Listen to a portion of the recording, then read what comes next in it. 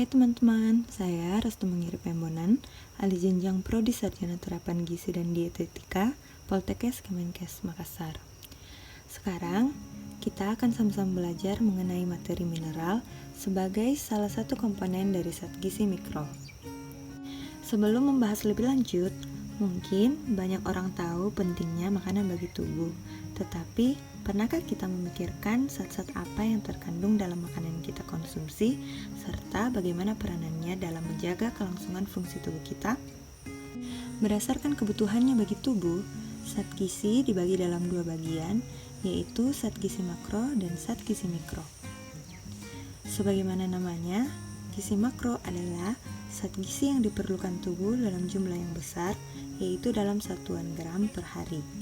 Sedangkan zat gizi mikro adalah zat gizi yang diperlukan tubuh dalam jumlah kecil, yaitu dalam satuan miligram per hari.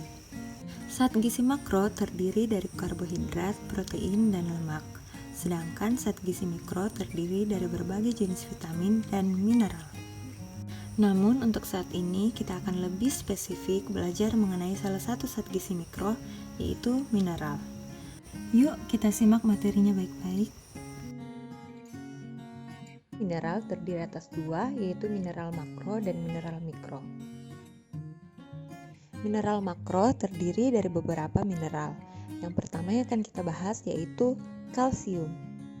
Kalsium memiliki fungsi yaitu untuk pembentukan tulang, pembentukan gigi, kontraksi otot, dan pembekuan darah. Kalsium banyak terdapat pada susu dan produk susu seperti keju, es krim, yogurt, dan sebagainya. Ikan yang dimakan dengan tulang, misalnya ikan kering, juga merupakan sumber kalsium. Pada pangan nabati, kalsium banyak ditemukan pada serealia dan kacang-kacangan.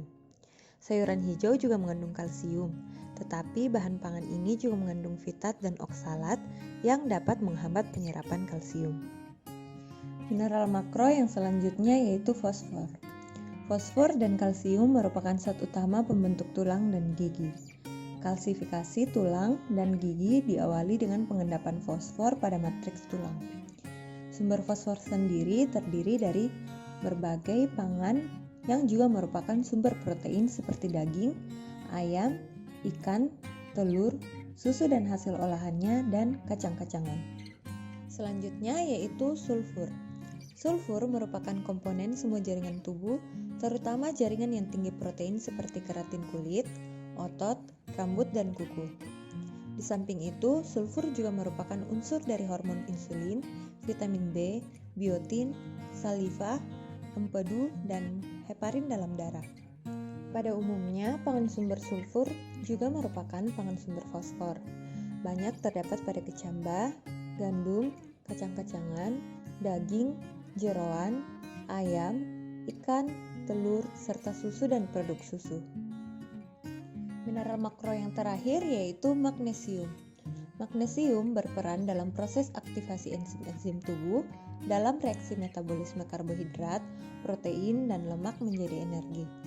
Magnesium berperan juga dalam menahan kalsium dan email gigi sehingga kebutuhan kalsium gigi tetap terjaga. Selanjutnya yang akan kita bahas yaitu mineral mikro, di mana mineral mikro sendiri terdiri dari beberapa mineral, di mana kita akan memulai membahas dari zat besi atau Fe. Zat besi merupakan bahan pembentuk hemoglobin, yaitu protein yang bertugas mengangkut oksigen ke sel-sel tubuh.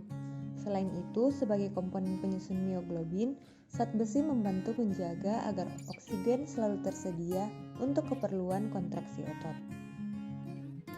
Secara umum, terdapat dua jenis makanan yang mengandung zat besi, yaitu makanan yang berasal dari hewan atau hewani dan tumbuhan atau nabati. Berikut ini adalah beberapa pilihan makanan yang mengandung zat besi tinggi, yaitu daging merah, kerang-kerangan, ikan, hati, sereal yang diperkaya zat besi, kacang kedelai, kacang-kacangan, bayam, biji wijen, tahu, kentang, dan lain sebagainya. Mineral mikro yang akan kita bahas selanjutnya yaitu seng. Seng besar perannya dalam fungsi kerja hormon insulin dalam pankreas, yaitu jika seng dalam darah rendah, maka respon insulin juga menjadi menurun. Hal ini akan menjadikan sistem metabolisme glukosa menjadi terganggu. Seng banyak ditemukan pada makanan sumber protein karena seng berikatan dengan asam amino, peptida, dan asam nukleat. Sumber utama yaitu daging, kerang, unggas, hati. Pada pangan nabati, seng banyak terdapat pada kacang-kacangan dan produk biji-bijian kulit penuh. Mineral mikro yang terakhir yang akan kita bahas yaitu yodium. Dengan hormon-hormon tiroid, yodium berfungsi dalam mengatur suhu tubuh, laju pelepasan energi selama metabolisme basal, laju penggunaan oksigen oleh sel, pertumbuhan dan perkembangan sistem saraf, serta pertumbuhan linear. Kekurangan yodium dapat mengakibatkan gondok, yaitu pembesaran kelenjar tiroid. Gondok bisa juga terjadi akibat konsumsi zat goitrogen yang berlebihan seperti kubis, brokoli, toge, singkong. Pada tahap lanjut, defisiensi yodium dapat mengakibatkan kreatinisme, yaitu hambatan pertumbuhan fisik dan mental, serta gangguan pendengaran dan bisu.